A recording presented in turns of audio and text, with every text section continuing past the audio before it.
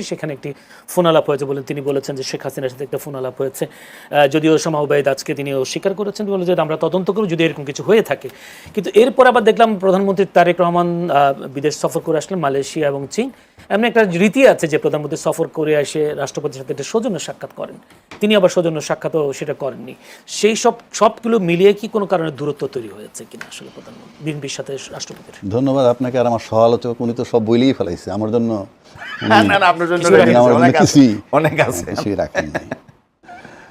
আসলে কি জানেন, রাজনীতিতে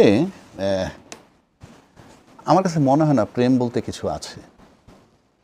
রাজনীতির শেষ বলতে কিছু নেই, প্রেম বলতেও কিছু নাই। আর শেষ বলতে কিছু নাই, এটা আমি বহুবার বলছি। শেষ কথা বলতে কিছু নাই মানি হচ্ছে এই যে আপনি সকালে এক কথা বলবেন, বিকালে এক কথা বলবেন, রাতে এক কথা বলবেন, সেটা বৈধ। এবং তার কর্মীরা, নেতার এই বক্তব্যটাকে কর্মীরা সাংঘাতিকভাবে ধারণ করে, বাইবেলের মতো মনে করে, গর্ববোধ করে বলে। অথচ সে তার বাড়িতে যদি 3 পদের কথা বলে, তার সন্তান বলবে get lost, you are liar. So this is the thing happening. তো এখন এই রাষ্ট্রপতি, যেটা ভাই বললেন, রাষ্ট্রপতিকে রাখার জন্য বিএনপি সাংবিধানিক সংকট বলছে, ইত্যাদি ইত্যাদি বহু কিছু বলছে। আজকে তাহলে কি হলো? তার মেয়াদটা তো পুরা করা যেত। বিএনপি মহাসচিব তাই বলেছিলেন। হ্যাঁ, তো এখন যেখানে আসছে সেই জায়গাটা হইল যে 5 মাস পরে ফাটলটা ধরল কোথায়। অবশ্যই আমাদের আলোচনা করে লাভ নাই, কারণ স্বরাষ্ট্রমন্ত্রী জিজ্ঞেস করছিল এক সাংবাদিক যে রাষ্ট্রপতি পদত্যাগের গুঞ্জন শোনা যাচ্ছে। তখন রিপ্লাই দিলেন, আপনারাই তো বলছেন এটাকে গুঞ্জন, গুঞ্জন তো গুঞ্জনই, যদি তেমন কিছু হয় তো দেখবেন। তো এটা তো সিম্পল কথা। আসলো কেন এখন এই প্রস্তাবটা? তার মানে হচ্ছেই, আমার কাছে মনে হয় যে সরকার যে অবস্থায় দায়িত্বটা নিছে, নেয়ার পর আমরা বিভিন্ন পরিবেশ পরিস্থিতির পরিপ্রেক্ষিতে যেখানে বুঝতেছিলাম না, সামাল দিতে পারেন নাই, যার জন্য তাকে চলে যেতে হয়েছে। সামাল দিতে পারেননি, সেই যে তপ্ত পরিস্থিতি, সেখানে কিন্তু আজকে বিএনপি দায়িত্ব নিছেন। এখন বিএনপি সরকারের ক্ষমতায় আছে, আমি মনে করি তাদের মতো একটা দল নির্বাচিত যখন হয়ে আসছে, একটা নির্বাচিত সরকার 5 বছরের ক্ষমতায় থাকা উচিত। সেক্ষেত্রে এখন যদি মনে করেন যে আওয়ামী ইনফ্লুয়েন্স যদি ধরেন, মনে রাখেন টু সাম এক্সটেন্ট, কেন আওয়ামী ইনফ্লুয়েন্স বলছি, ওই যে আমাদের আব্দুল মোমেন সাহেব, সে ক্ষমতাচ্যুত হওয়ার 8 মাস পর দেশ থেকে পালাইছে, বের হয়েছে, এবং সে বলছে পররাষ্ট্রমন্ত্রী, আমি 6 বার সিম বদল করছি, 5 বার বাসা বদল করছি, এবং আমি সরকারি কর্মকর্তা কর্মচারীর সহযোগিতা নিয়ে বের হইছি। এটা সে স্বীকার করছে। তার মানে কি? তার মানে হচ্ছে যে তখন ওই 8 মাস পর্যন্ত ইনফ্লুয়েন্সটা ছিল। তো এখন সময়ের ব্যবধানে মনে হচ্ছে যে বিএনপির ভিতরে বা এই নির্বাচিত সরকারের মধ্যে যে আওয়ামী ইনফ্লুয়েন্স যেটা ছিল, কিংবা যে আওয়ামী ইনফ্লুয়েন্সটাকে তারা কেয়ার করতে ছিল, সেটা তো আস্তে আস্তে ম্লান হয়ে যাচ্ছে। এবং ম্লান হয়ে যাওয়ার জন্য আমি তারেক রহমান সাহেবকে ধন্যবাদ দিব, কারণ উনি তো ধরেন টেক ওভার করার পর উনি কিন্তু প্রথম এমপি হয়েছেন, প্রথম প্রধানমন্ত্রী হয়েছেন।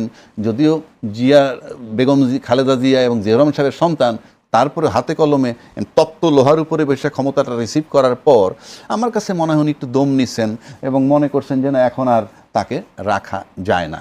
কেন রাখা যায় না, এটার অন্তর্নিহিত কারণটা অ্যাবসলিউটলি তারেক রহমান সাহেব জানেন, বা তার কাছে কোনো ইনফরমেশন আছে। তা না হইলে যে রাষ্ট্রপতির কোনো ক্ষমতা নাই, যে রাষ্ট্রপতির বিন্দুমাত্র নির্বাহী ক্ষমতা নাই, সুতরাং তাকে রাখলেই কি আর না রাখলেই কি। আর বরং তাকে রেখে তো অনেক উপকারও এসেছে, তার মুখ দিয়ে অনেকগুলো কথা সে বলাইছে, সেটা আমি খুব গুরুত্ব দিইনি। এই কারণে যে আমাকে যদি কেউ রিমান্ডে নিয়ে নলির উপরে বাড়ি দেওয়ার বলে, তুই বল যে আমি তোর বাপ, আমি তাই বলবো, সেটা অন্য কথা। কারণ আপনি 16 বছর এর মধ্যে শেখ হাসিনার সাথে ওতপ্রোতভাবে জড়িত ছিল। সেই রাষ্ট্রপতি আপনি পার্লামেন্টে গিয়ে জিয়া রহমান সাহেবের স্বাধীনতার ঘোষক বলছে বুঝলেই উনি একেবারে বঙ্গবন্ধুর জিকির বন্ধ করে তার জিয়া রহমান সাহেবের জিকির করবে। এটা হলো অনেকটা কীরকম জানেন, যে ভাই একজনকে ভালোবাসে, চিন্তা করছে এখন ভালোবাসলে দুইজনের 2 রকম ধর্ম, এখন একটা এবিডিবিট করে ধর্ম বদল করতে হয়।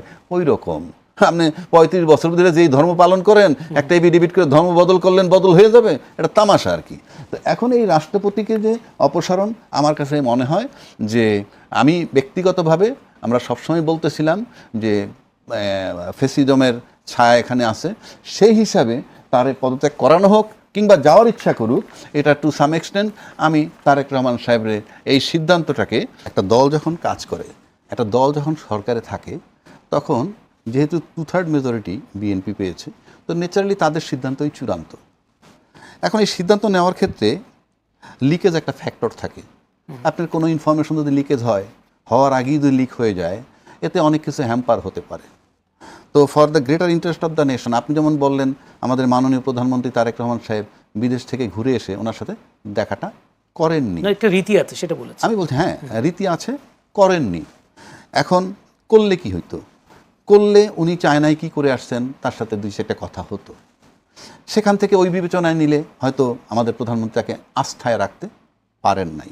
পাশাপাশি যদি আমি দেখি যে বিএনপির রাজনৈতিক বলয় বা বিএনপির যে আন্তর্জাতিক পরিমণ্ডলে তাদের গ্রহণযোগ্যতা যাদের কাছে বা আওয়ামী লীগের গ্রহণযোগ্যতা যাদের কাছে, এটা মেনশন না করেও বলতে পারি এই যে এক নয়, অভিন্ন নয়, ভিন্ন। তো ভিন্ন যদি হয়ে থাকে সেক্ষেত্রে আপনি মনে করেন আজকে রাষ্ট্রপতি পদটা এমন একটা পদ, আপনি কালকে জরুরি অবস্থা হইলে he will be the king, but in accordance with the constitution তার পাওয়ারটা জিরো।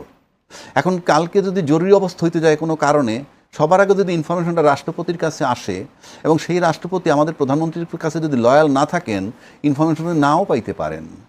স্বেচ্ছায় কিছু করে বলতে পারেন আমি বন্দুকের নলের মুখে করেছি, এরকম কথাও বলতে পারেন, নট আনলাইকলি। তো সেদিক থেকে বিবেচনা করলে রাষ্ট্রপতি অপসারণটা জরুরি, এবং যদি সেটা বিএনপির মধ্য থেকে তো অবশ্যই নিতে হবে। এই কারণে নিতে হবে যে এদের ভিতরে যারা রাষ্ট্রপতি হওয়ার যোগ্যতা রাখেন তারা কিন্তু সেই জিয়াউর রহমান সাহেব বলেন, বেগম খালেদা জিয়া বলেন, তার আমল থেকে পোর খাওয়া মানুষগুলো, অ্যাটলিস্ট পোর খাওয়া মানুষগুলো যেটা হয়, একটা জিনিস ক্লিয়ার হবে যে তারা আওয়ামী আন্তর্জাতিক যে বলয় সেই বলয়ের মধ্যে নাই, এবং তারেক রহমান সাহেবের সাথে সেই বলয় লোকের অ্যাডজাস্ট হওয়ার ব্যাপারটা একটু কঠিন। সুতরাং বিএনপি থেকেই কাউকে বানাইতে হবে। প্রধানমন্ত্রী তারেক রহমানের জন্য একটা বিরাট অর্জন এই কারণে যে সে তার লয়াল লোকটা গণভবনে পাচ্ছে। অসংখ্য ধন্যবাদ। আমি একটা নতুন প্রশ্নে যাই। গণভবন না, বঙ্গভবন। গণভবন না, নতুন প্রশ্ন সেটা হচ্ছে আলোচিত বিষয়, যদিও জামায়াতের এমপি গাজী নজরুল ইসলামকে বহিষ্কার করার পর ইসিকে এবং স্পিকারকে জামায়াতের পক্ষে চিঠি দেওয়া হয়েছে বিশেষ ব্যবস্থা নেওয়ার জন্য। কিন্তু আমার যে প্রশ্ন, সে প্রশ্ন হচ্ছে তার যে একটা ভিডিও ভাইরাল হয়েছে এবং ইদানিং তাকে বহিষ্কার করার পর নতুন নতুন ভিডিও আবার নতুন করে আসছে, যেখানে বলা হচ্ছে মগবাজারে, বেশিরভাগ ভিডিওগুলো মগবাজারের আশেপাশের হতে। আমার প্রশ্নটা ওই জায়গায় যে মগবাজারে জামায়াতের অফিসের তো, কেন্দ্রীয় অফিসে তো মগবাজারে, কিন্তু তিনি যদি মগবাজারে এইসব কাণ্ড কারখানা করেই থাকেন, তাহলে সংগঠনগুলো, কে সংগঠনের যারা নেতা নেত্রী আছেন তারা তাদের নক্ষদর্পণে ছিল না? তারা কি জানতেন না বিষয়গুলো, তিনি যে এই কর্মকাণ্ডগুলো করে যাচ্ছেন? আচ্ছা, ধরেন এই কাজটা তো ভালো না, যে কাজটা করছেন সে কাজটা তো ভালো না। তাই এমন ভালো না এমন একটা কাজ সে কি বিজ্ঞাপন দিয়ে জানায়া করবে? জানায়া করার কথা তা তো না। আচ্ছা, এখন আসেন যেটা করছেন উনি, আমি যদি ব্যক্তিগত বিষয় নিয়ে আলাপ করতে চাই না, আমার মনে হয় রাষ্ট্রীয় লেভেলে এই আলাপগুলো আমার কাছে আমি ঠিক বুঝি না, তবুও আপনি প্রশ্ন করছেন তাই বলছি। যেহেতু উনি সংসদের এমপি, তো সংসদের এমপি তো এরকম। আচ্ছা, আপনি পৃথিবীতে কি একটা ঘটনা না, বাংলাদেশে এরকম একটা ঘটনা না, তো যেটা বাজারে আসছে সেটা নিয়ে আপনি আলোচনা করেন, ভালো কথা। আমি নৈতিকভাবে বিবেকবান লোক হিসেবে যদি আপনি আমাকে প্রশ্ন করেন, অফকোর্স এটা সম্মতি দেওয়ার কিংবা গ্রহণ করার কোনো সুযোগ নাই। এটা নৈতিক স্খলন এবং এটা একটা গর্হিত অপরাধ। এখন প্রশ্ন হচ্ছে, অপরাধের নিয়ম হইল এই যে আপনি যতক্ষণ পর্যন্ত আপনার অপরাধ কেউ জানবে না ততক্ষণ পর্যন্ত কিন্তু আপনি সৎ লোক কিংবা ভালো মানুষ। পাশাপাশি আপনি যদি এটাকে ওইভাবে নেন যে যেমন ধরেন আমাদের দেশে 7% না 95% বা 6-7% মুসলমান, সেই হিসাবে আপনি যেখানেই ঢোকেন 97% তো মুসলমান। সরকারি অফিসে ঢুকলেও 97% মুসলমান। তোর 5 ওয়াক্ত নামাজ পড়ি না আমরা, একদিকে 5 ওয়াক্ত নামাজ পড়ছি, একদিকে ঘুষ নিচ্ছি, তাও তো 97% মুসলমানই নিচ্ছে। ঘুষটা তো ইসলামে জায়েজ না, জায়েজ না, তো কোনো খারাপ কাজই জায়েজ না। সুতরাং এটাকে গ্রহণ করার কোনো কারণ নাই। পাশাপাশি যদি আপনি বলেন একজন লোক, একটা ব্যক্তি, একেবারে ব্যক্তিগত জীবন, সেটাকে আপনি মাঠে এনে আপনার অর্জনটা কি সেটা আপনাকে বিবেচনায় নিতে হবে। কারণ আমরা জাতীয় লেভেলে আলোচনা করি, এইখানে বিষয়ে আলোচনা করতেছি রাষ্ট্রের কি হবে। সে তো জঘন্যতম অপরাধ করছে এবং এইটা নিয়ে অনেক কথা হচ্ছে এখন। কেউ বলে দ্বিতীয় স্ত্রী, আবার এটা আসছে যে তার সাথে তার অবৈধ রিলেশন। আমি সবটাই ভালো না। এখন ভালো নার কারণে তাকে কিন্তু বহিষ্কার করা হয়েছে। এখন প্রশ্ন আবার এটাও আসছে কি, তার সংসদ সদস্যপদ থাকবে কিনা। তার সংসদপদ না থাকার মানে সাংবিধানিকভাবে যদি আসেন 66 অনুচ্ছেদে বলা হইতেছে নাগরিক হইতে হবে বাংলাদেশের, 25 বছর বয়স হলে সংসদ সদস্য হইতে পারে। আবার সংসদ বাতিল হবে কিভাবে? যদি আদালত কর্তৃক তাকে মানসিক ভারসাম্যহীন বলে ঘোষিত করা হয়, কিংবা দেউলিয়া ঘোষিত হওয়ার পর দায় থেকে অব্যাহতি না পাওয়া, কিংবা বিদেশি রাষ্ট্রের প্রতি নাগরিকত্ব তার থাকে, কিংবা কোনো বিদেশি রাষ্ট্রের প্রতি তার আনুগত্য থাকে, অথবা নৈতিক স্খলনজনিত কারণে 2 বছরের কারাদণ্ড হয় এবং তারপরে সে তাকে 5 বছর বিরত থাকতে হবে। এটা গেল একদিক। পাশাপাশি 70 অনুচ্ছেদ বলছে দল থেকে যদি তাকে মানে নিজে যদি দল থেকে পদত্যাগ করেন তাহলে ওনার সদস্যপদ চলে যাবে। আবার যদি দলের বিরুদ্ধে উনি ভোট দেন, দলের সিদ্ধান্তের বিরুদ্ধে, তাইলেও চলে যাবে। কোথাও বলা নাই তাকে দল থেকে বহিষ্কার করলে তার সদস্যপদ যাবে কিনা। সেই হিসাবে সাংবিধানিকভাবে তার সদস্যপদ যাওয়ার কোনো কারণ নাই। আমি আবারও বলছি, তার এই কর্মটা সমর্থন করার কোনো কারণ নাই এবং এইটা অভিযোগকারী থাকতে হবে একজন। আপনি ভিডিও করছেন, XYZ করছে, সেটা ভিন্ন আসপেক্ট। এখন আসেন, আপনাকে কোনো জায়গায় নৈতিক স্খলনের কারণে সংসদ সদস্যপদ চলে যায় এমন কোনো আইনে আছে কি? আইনে আছে নৈতিক স্খলনের কারণে যদি দণ্ডিত হয় 2 বছর, আমি তো শেষ করে দিচ্ছি, 5 বছর পার না হয় 2 বছর দণ্ড হইতে, তার 5 বছর পারলে সে আবার যোগ্য হবে। আচ্ছা, এখন আসেন একটা কথা বলি। আপনার নিশ্চয়ই টেলিফোনের কল সেন্টার, ব্যাংকের কল সেন্টারে কথা বলেন, ক্রেডিট কার্ডের কল সেন্টারে কথা বলেন, ফোন করার পর তারা ধরে কি বলে যে আপনার কথাগুলো আমরা রেকর্ড করছি আপনার অনুমতি দিলে। আমি নিশ্চিত করে বলে দিচ্ছি, আপনি তাকে বলেন যে না আমি অনুমতি দিচ্ছি না আপনাকে রেকর্ড করার, তাহলে তারা হয়তো বলতে পারে যে না আমাদের চাকরির কারণে করতে হবে, আপনি না করেন আমি আলাপ করব না, বিকজ তার রেকর্ড থাকা দরকার। এই যে অনুমতি নেওয়ার বিধান, এই বিধানটা কিন্তু আমরা মানেন ওয়েস্টার্ন ব্লকের, এই সিস্টেমটা ওয়েস্টার্ন ব্লকের, ক্রেডিট কার্ড সিস্টেম ওয়েস্টার্ন ব্লকের।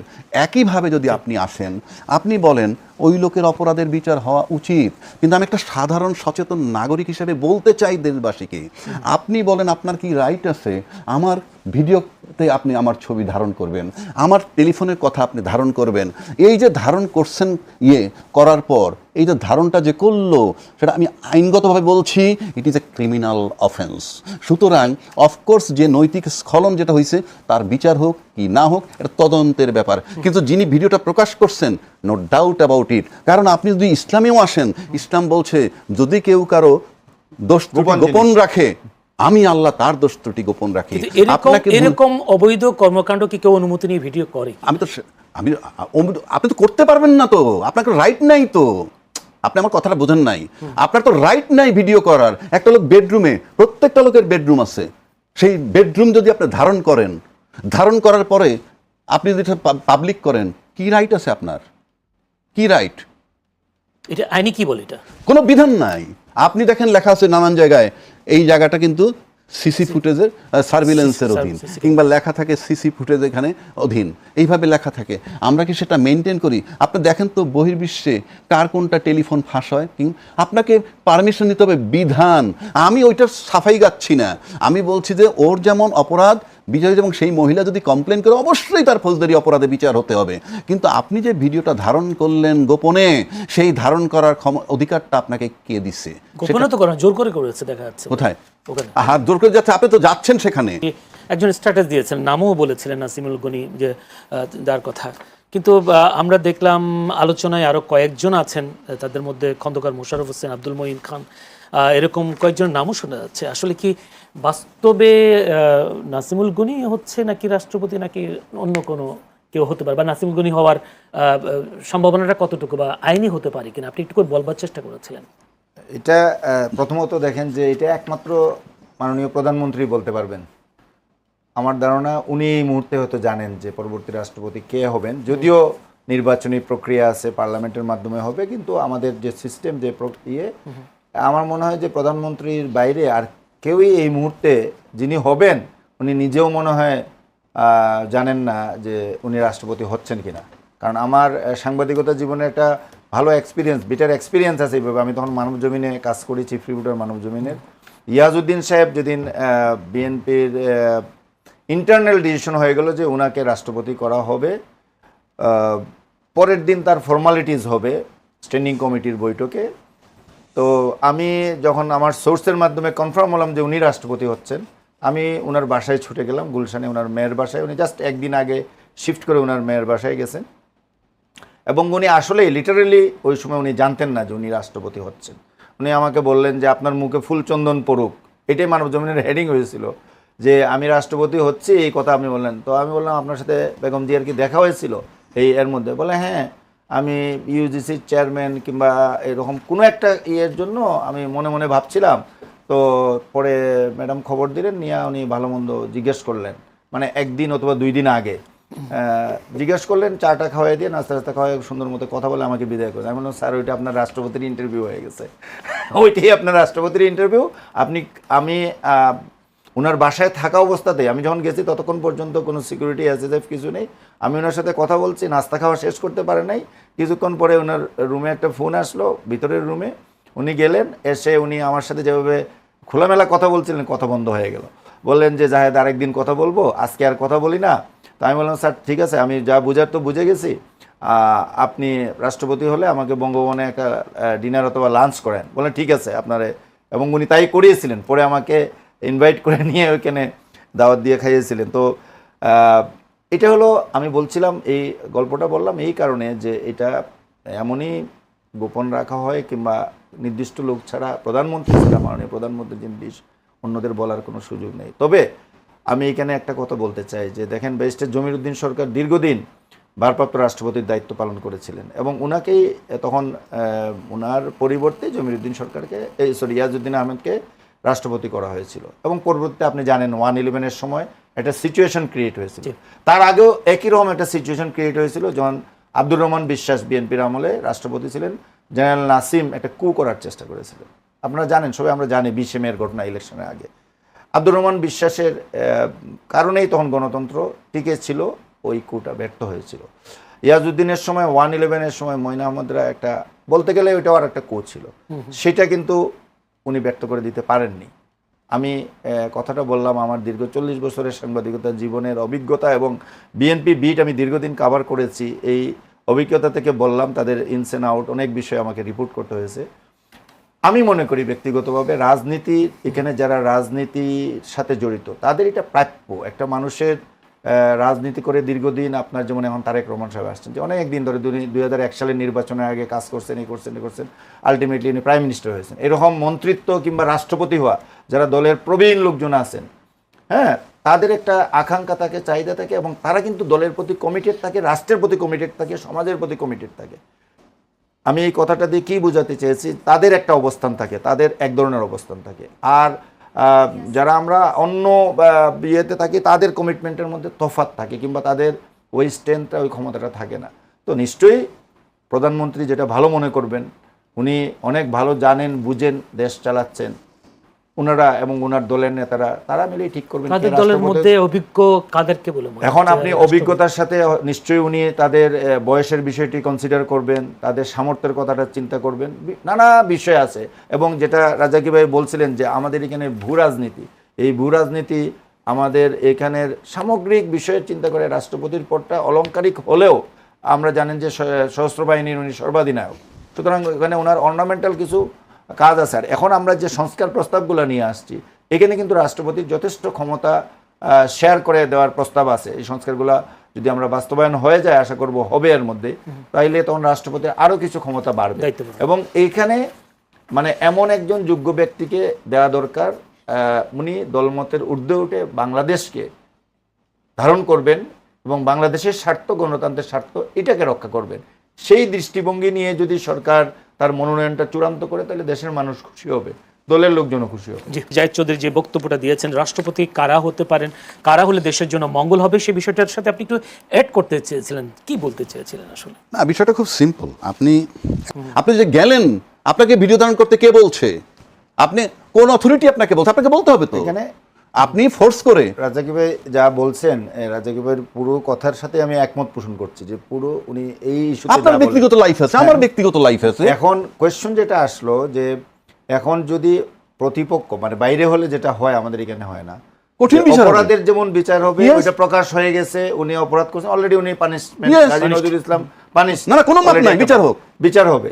আবার এখন যদি ওই ভদ্রমহিলা আইনের আশ্রয় নেয়, যে মহিলা এর সাথে সম্পৃক্ত আছে, কিংবা ইভেন গাজী নজরুল ইসলাম সাহেবও যদি বলে যে আমার তারা জোর করে ঢুকেছে কিংবা গোপনে আমার এইটা ভিডিও ধারণ করেছে, তা আইনি লড়াই করলে বাংলাদেশে এটা ইনস্ট্যান্ট না, নাই, না, না, নজির নাই। আপনি ভাই, কিন্তু আইনগতভাবে উনি Please এটা correct. করতে পারবেন। আমার কথা হচ্ছে এটা হলো নতুন একটা বিতর্ক।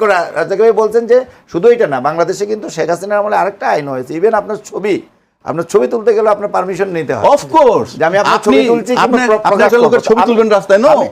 আমি যেটা বলতে চাচ্ছিলাম যে আপনার এই প্রসঙ্গে, যে গাজী নজরুল ইসলাম সাহেবের প্রসঙ্গে, যে দেখেন আপনি যেটা বলছেন যে মগবাজার এলাকায় উনারা নজরদারি করলেন না কেন, এখন কিন্তু শোনা যাচ্ছে যে উনার এলাকা যেটা সাতক্ষীরায় শ্যামনগর, যেটা ওইখানে কিন্তু উনার এই সাম্প্রতিক বিভিন্ন কর্মকাণ্ড নিয়ে একটা ফিসফাস আলাপ অনেক দিন থেকেই আছে। শুধু এটা না, উনার বিরুদ্ধে আবার নতুন করে একটা অভিযোগ আসছে যে উনি এলাকায় এমন একটা প্রভাব প্রতিপত্তি বিস্তার করেছিলেন যে কারণে উনার দলের লোকজনই এটার বিরুদ্ধে ছিলেন। এবং এই যে ঘটনা ঘটেছে, এটা আমি সর্বশেষ আজকে সুনির্দিষ্টভাবে বলছি যে এইখানে দলেরও একটা অংশ যেই করুক এটার সাথে সম্পৃক্ত। এই মেসেজটুকু আমি জানি, আমি সুনির্দিষ্টভাবে জানি বলেই বলছি যে তার দলেরই একটা অংশ এটাকে এই পিছনে ছিল, তারা সামনে। এটা কথাটা কেন বলছি যে দেখেন, আপনি একটা অপরাধ করছেন, এটাকে প্রশ্রয় দিয়েছেন এবং তারে আবার ট্র্যাপ করে এটাকে আবার সামনে নিয়ে আসছেন, যেই করুক। তো এটা যেমন অপরাধ হয়েছে গাজী নজরুল ইসলাম এবং ইয়ের ব্যাপারে যেটা বলছেন যে ওনার সংসদ সদস্য পদ যাওয়ার সুযোগ নেই।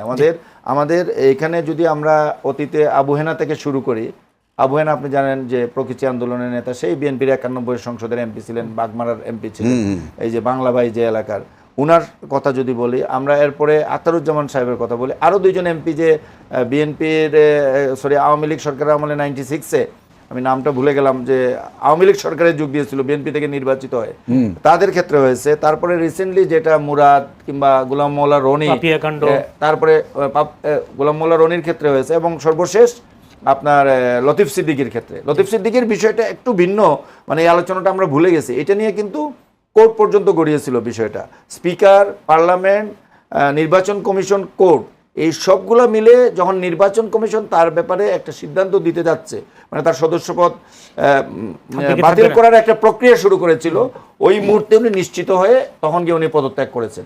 সুতরাং আইনে নর্মাল ইয়েতে নেই, কিন্তু লতিফ সিদ্দিকের কেসটা বিবেচনা করলে দেখা যায় যে বিচার আচার কোর্ট কাছারি হলে এটা হয়তো ডিফারেন্ট রেজাল্ট আসতে পারে। কিন্তু জামাত যেটা করেছে, তারা ইলেকশন কমিশন এবং ইয়েকে জানিয়ে দিয়েছে, কিন্তু সংবিধান অনুযায়ী সরাসরি তার সদস্যপদ বাতিল করে দেওয়ার কোনো স্কোপ। যে আমি একটা প্রশ্ন, জামায়াত যে কাজটা করেছে, বহিষ্কার এবং সেই সাথে স্পিকার এবং ইসিকে চিঠি দেওয়া, এটা কি অন্যান্য দলের জন্য একটি এক্সাম্পল হলো, নাকি অন্যান্য দলকে চ্যালেঞ্জের মুখে ফেলে দিলেন? অবশ্যই অন্যান্য দল এতে চ্যালেঞ্জের মুখে পড়ছে।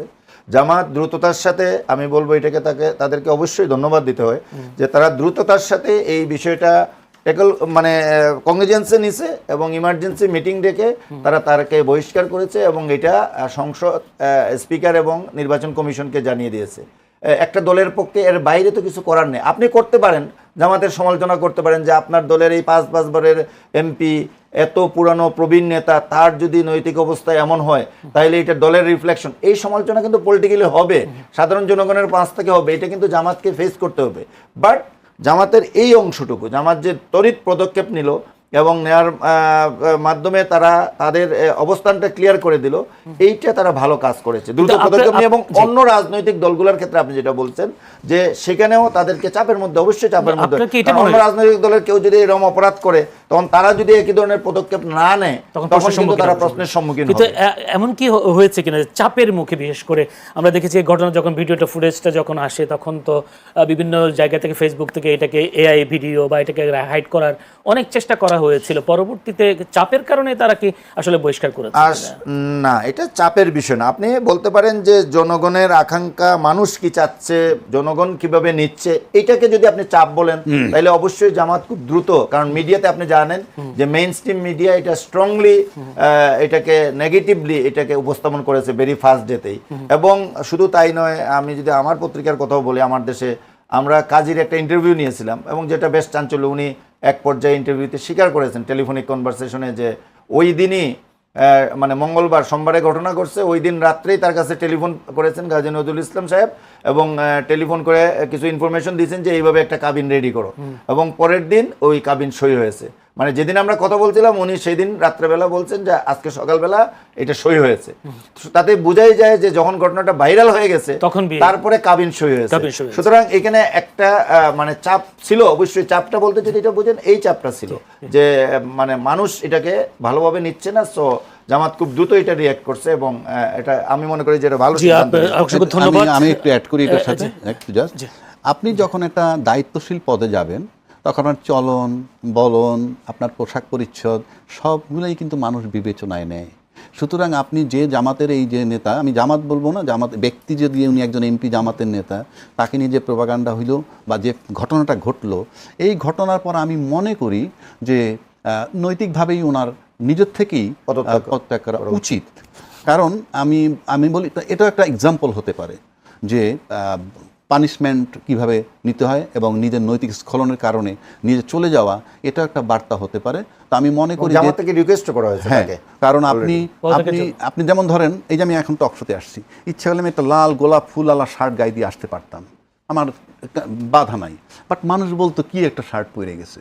এই যে বিষয়গুলো এটা বিবেচনায় নেওয়া দরকার, কারণ আপনি যখন রেসপন্সিবল জায়গায় থাকবেন তখন কিন্তু আপনার পিছনে সার্ভিলেন্সে থাকবে, আপনার পিছনে নানান ফিল্ড কাজ করে, নানান সেক্টর কাজ করে, সব কিছু বিবেচনায় নিয়ে আপনাদেরকে চলতে হবে। এখানে আমি একটা ছোট্ট জিনিস রাজাক ভাই আপনার এটাতে অ্যাড করি, দেখেন আপনি যখন জনপ্রতিনিধি হয়ে গেলেন তখন কিংবা রাষ্ট্রের কোনো দায়িত্বে গেলেন তখন কিন্তু আর পার্সোনাল বিষয় থাকে না, তখন সবগুলো কিন্তু রাষ্ট্রীয়। এবং এটার একটা ইউনিক এক্সাম্পল হতে পারে, যেমন আমাদের আপনি ট্যাক্স ফাইল কিন্তু পত্রিকায় প্রকাশ করতে পারবেন না, কিন্তু যিনি সংসদ সদস্যতে দাঁড়াচ্ছেন ওনার এটা ওপেন, আপনার কি সম্পত্তি আছে, কি টাকা আছে, কি বাড়ি আছে, আপনার বউ বাচ্চা সমস্ত ইনফরমেশন কিন্তু public.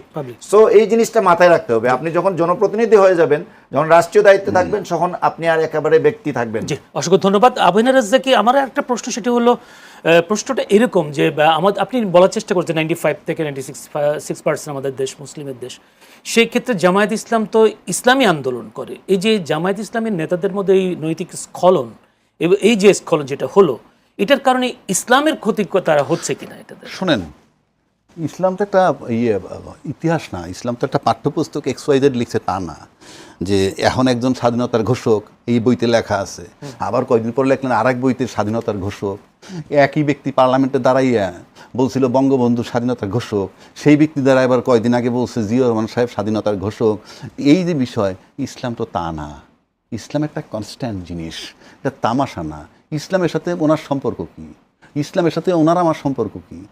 Islam complete code of life, আপনি ফলো করতে পারলে করবেন, না করতে পারলে না করবেন, সেটা তো অন্য চ্যাপ্টার। এইটার সাথে ইসলামের সম্পর্ক কী?